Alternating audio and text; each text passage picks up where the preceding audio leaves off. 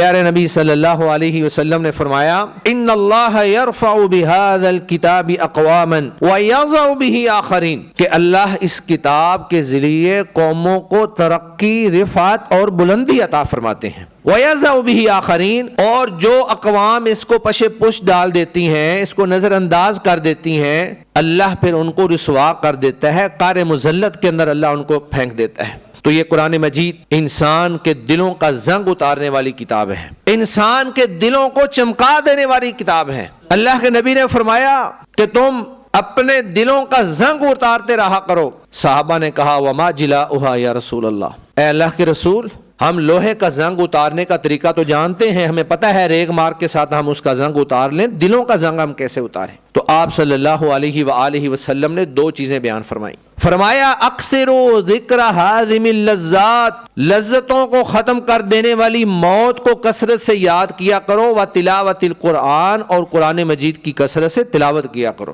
تو جب انسان موت کو یاد کرتا ہے، جب انسان قرآن مجید کی تلاوت کرتا ہے تو دل کا زنگ اتر جاتا ہے۔ گناہوں کی وجہ سے دل جو غلاف کے اندر لپٹا ہوتا ہے، وہ غلاف آہستہ آہستہ ختم ہونا شروع ہو جاتا ہے، اور انسان کا دل صاف شفاف آئینے کی طرح بن جاتا ہے، اور پھر قرآن بھی اس کے دل پہ اثر کرتا ہے، نبی کا فرمان بھی اس کے دل پہ اثر کرتا ہے۔